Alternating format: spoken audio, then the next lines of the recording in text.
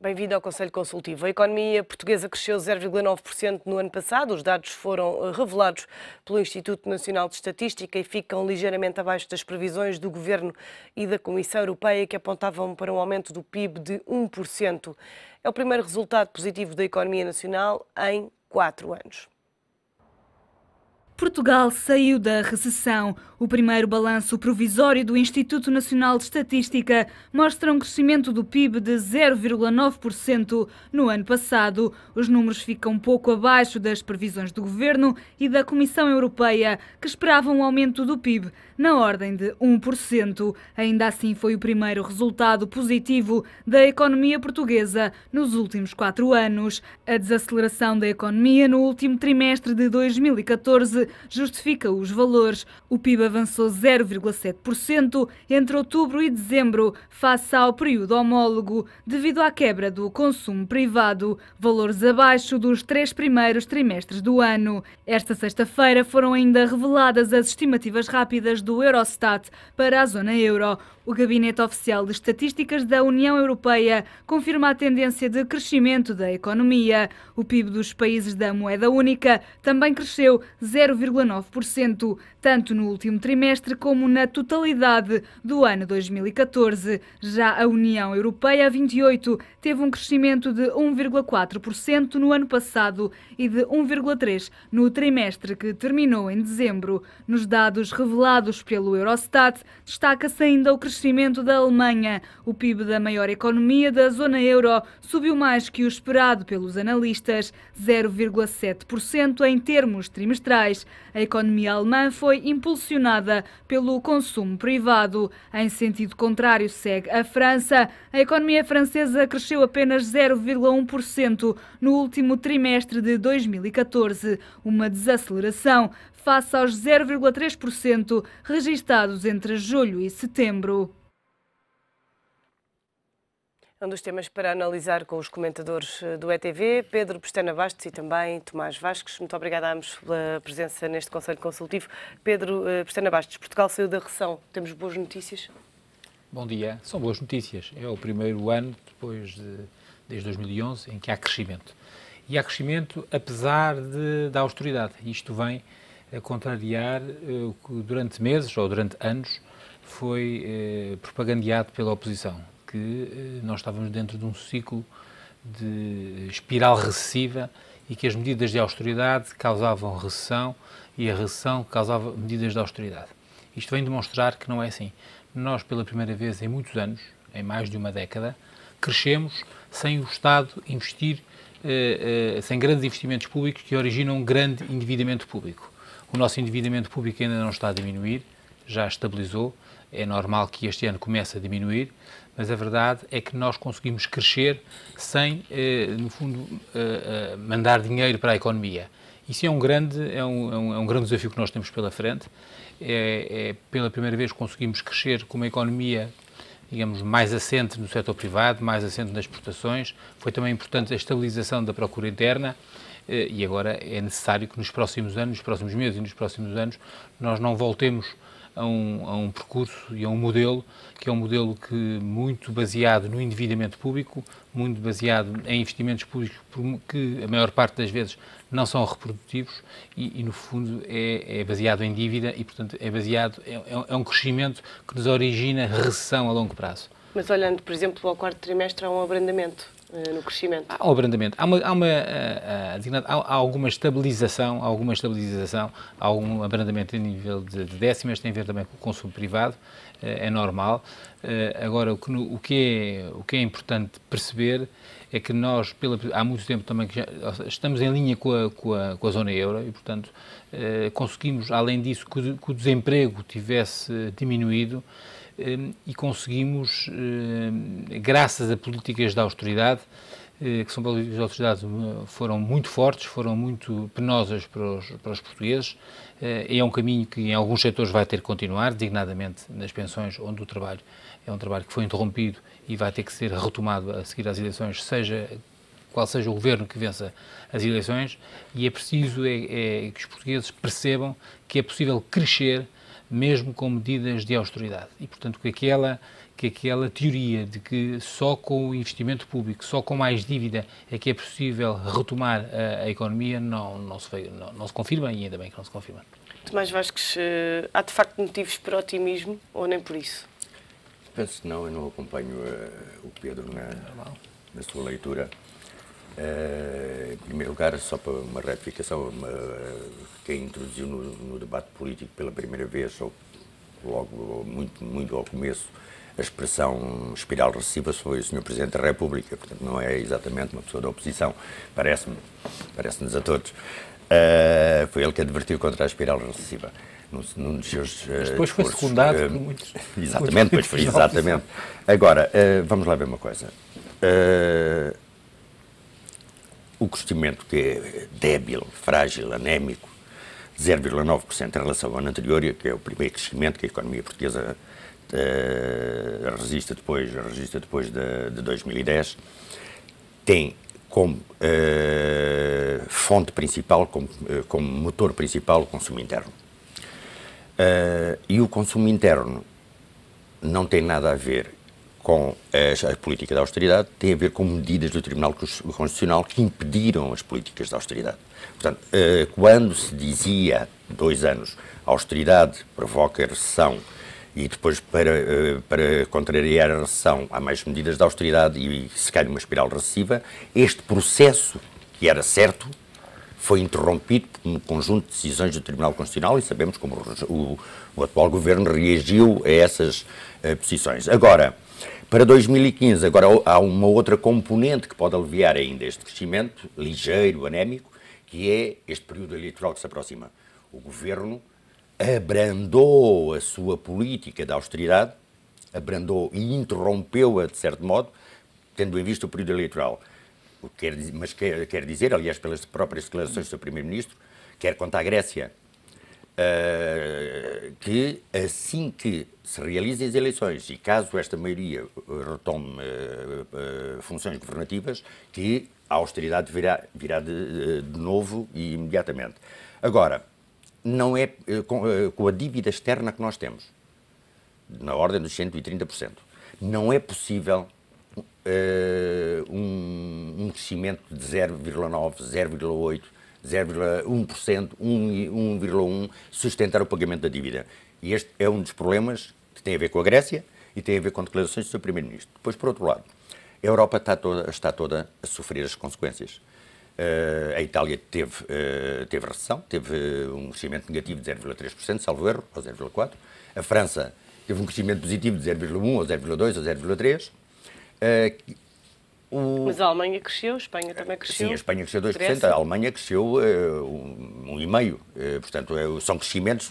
A Alemanha, o motor, a crescer 1,5%, né, é insignificante perante a situação. Isto revela apenas que esta política de austeridade, que há de certa forma agora começa a serem introduzidas um conjunto de atenuantes, o BCE, as medidas recentes do BCE, aliás, que vão ser postas em prática a partir de março e que injetam na economia 60 mil milhões de euros em cada mês.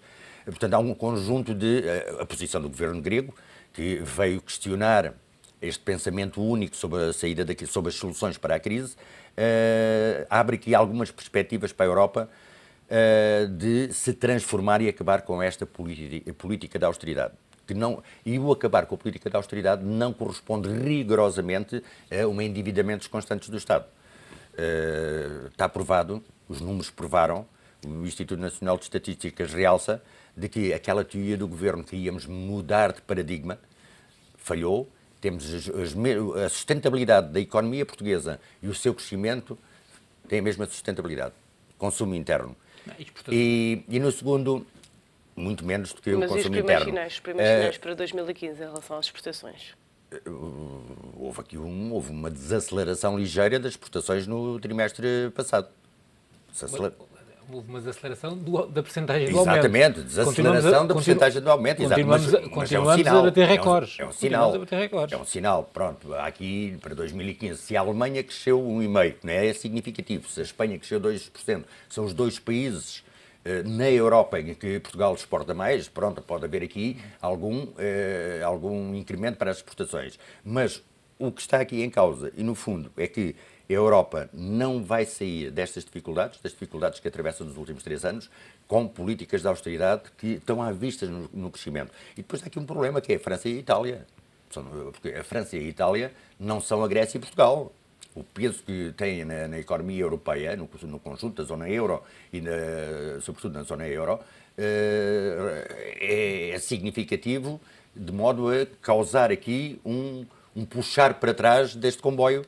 E a Europa não sai daqui, destes 3 anos, desta política de austeridade, vai quebrar. Agora, no fundo, vai quebrar de certeza absoluta. Ou então desfazer-se a Europa. Mas há aqui uma questão. É que a senhora Merkel, que tem insistido nesta política nos últimos 3 anos, não quer perder a face. E as mudanças vão deslizar, vão aparecer aos poucos, para que ninguém tenha que assumir, sobretudo a chanceler alemã, que foi um desastre para a Europa estes 3 anos. O PSD diz que a estratégia do governo foi acertada, mas 2015 comporta riscos e para já percebe-se que o governo não está a conseguir baixar a dívida pública. Não está a conseguir baixar a dívida pública, mas está a conseguir algo que é muito importante, designadamente está a conseguir, e hoje vai ser formalizado, o pedido de antecipação do pagamento ao FMI, o que nos vai permitir trocar 14 mil milhões de dívida por dívida a taxas mais baixas do que aquelas que pagamos ao FMI. Convém recordar que nós temos esta dívida ao FMI através de uma taxa, digamos, administrativa, que não era uma taxa que resultava dos mercados, porque ninguém nos emprestava dinheiro. E, portanto, porque sucessivos governos e décadas de endividamento cada vez mais alto tornou de que aquela máquina que nós tínhamos há muitos anos atrás, quando tínhamos no escudo, de fazer escudos, e depois, quando entramos no euro, deixámos de ter, passámos a ter uma máquina para fazer títulos de dívida, chegou uma certa altura que os credores não acreditavam que nós pagávamos mais a dívida e deixaram de nos emprestar. E a única salva que nós tivemos para o Estado continuar a funcionar foi através de parceiros internacionais, da União Europeia, do BCE e do FMI, que nos emprestaram dinheiro, sob pena de nós termos caído mesmo na bancarrota. E a verdade é que nós recuperámos credibilidade nos últimos 3 anos, no sentido de que as taxas do mercado voltarem a emprestar dinheiro a Portugal a taxas historicamente baixas, e hoje em dia aquelas taxas, que eram umas taxas administrativas que nos pareciam muito baixas em relação ao que o mercado praticava, hoje em dia essas taxas são altas. E isso permite que Portugal, no fundo, reembolse o FMI, neste caso, através do pagamento de 14 mil milhões, no fundo, indo aos mercados buscar a mesma quantia e permitindo uma redução do pagamento de juros. Há cálculos que apontam para entre os 150 e os 200 milhões de euros, que é um valor muito importante, que podem ser libertadas para outras questões, inclusive pode ser libertado para, eventualmente, baixar-se finalmente a taxa, a carga fiscal, que é uma carga que asfixia, digamos, os portugueses, os empresários e os consumidores, e permitindo, digamos, proporcionar um relançamento da economia. Agora, os sinais são muito ténues, de facto, e a situação económica é uma situação muito frágil, não há dúvida. Do ponto de vista das reformas, há muitas reformas que o governo devia ter feito e não fez, e não vai fazer até ao fim do ano, e designadamente por causa que estamos a falar do ano eleitoral. Falo na reforma do Estado, falo em várias reformas que foram iniciadas, mas não foram terminadas, e nós só voltaremos a ter o ímpeto reformador após as eleições. E isso mostra-nos grandes desafios. Também são desafios que, de facto, que toda a Europa está ligada. Designadamente, nós temos também que olhar para trás e aos anos que passaram para perceber que nem tudo correu bem. Nós não devemos esperar que, de facto, os países da Europa nos passem um cheque de X em X anos para, no fundo, colmatar os desequilíbrios entre os países do Sul e os países do Norte. Mas, se calhar, devíamos esperar e deveríamos aguardar que os países do Norte, no fundo, proporcionassem aos países do Sul, como contrapartida, digamos, nós não temos uma taxa fixa de câmbio e não podemos valorizar a moeda, que investissem mais nos países do Sul, que comprassem mais aos países do Sul. Essa sim era a ajuda que nós precisávamos do país do Norte e na Alemanha. Não é que a Alemanha passe um cheque, é que a Alemanha nos compre. Se nós tivéssemos mais 2 autoesopas em Portugal, nós tínhamos o problema resolvido. Se nós tivéssemos as nossas exportações através de investimentos diretos estrangeiros, que podem ser da Alemanha, que podem ser de outros países, que têm excedentes e que poderiam investir nos países do Sul, o Sul poderia ter o problema resolvido. Tomás, é bom este reembolso ao FMI? antecipadamente? Sim, tecnicamente estamos a pagar uma taxa de juros muito próxima dos 4%, ao FMI 3,5% ou 3,6%, e se temos condições de efetuar um pagamento indo buscar o dinheiro a taxas de juros na ordem dos 2, qualquer coisa, ou muito próximo dos 2, há aqui um ganho de 1,tal% de juros que não tem... aliás, as contas já apareceram aí, mas pode dar uns bons milhões de euros de poupança de juros nos próximos 2 anos e meio, ou 3 anos, ou mais, de modo que é uma medida correta esta antecipação, aproveitando a baixa de juros que se deve, sobretudo, ao BCE e não a qualquer política do governo. Os juros baixaram consideravelmente para a Grécia, baixaram em toda a Europa. Estão mais altos em Portugal. Quando o Sr. Primeiro-Ministro, isto agora quase que uma parte, quando o Sr. Primeiro-Ministro dizia há 3 trimestres atrás de que o Primeiro-Ministro e o Sr. Vice-Primeiro-Ministro de que Portugal tinha crescido mais que a Alemanha, agora não dizem nada, mas a Grécia cresceu muito mais que a Alemanha. E ainda bem. Portanto, exato, mas isto é um jogo de retórica fazer estas comparações, porque a Grécia cresceu 1,7%. Sim. Portanto, o que é lógico, quando um país bate no fundo da recessão. Portugal, em 3 anos, teve 5%, a Grécia teve 25%, que é do PIB. Mas só há quando bate no fundo, tem que vir ligeiramente ao de cima. É o que está a passar, quer na Grécia, quer em Portugal, que são os 2 países mais próximos nas dificuldades dentro da zona euro. Portanto, agora que bateram no fundo, é natural que tenham crescimentos, só que os crescimentos são tão frágeis, com as dívidas externas que cada um dos 2 países tem, que são diferentes, mas também não são muito diferentes, o destino da Grécia e de Portugal estão muito, muito de mãos dadas. É por isso que me preocupa a saída da Grécia, porque a seguir será a saída de Portugal. E olhando para a Grécia, parece-lhe que hoje vai ser desbloqueado o impasse em torno da Grécia no Eurogrupo ou nem por isso? Não estou otimista. Hoje não me parece ser o dia em que saiam todos de mão dada, tendo obtido um acordo, o Eurogrupo e o governo grego. Penso que é possível, é provável que se dê mais 1 ou 2 passos no sentido de chegar a um acordo. No entanto, há aqui um jogo também político, porque quer a chanceler alemã, quer o nosso primeiro-ministro, como o primeiro-ministro espanhol e muitos outros, na Europa há um confronto político. Não podem deixar de maneira nenhuma aparecer aos olhos da opinião pública e dos povos europeus de que o governo grego assumiu uma posição de confronto em relação às políticas traçadas pela Alemanha e que saiu daí vitorioso. Porque isso era um incendiar da Europa. Se a Grécia foi um primeiro sinal, se pode provavelmente aparecer um segundo sinal muito forte em Espanha. Temos as sondagens, o Podemos, mais o...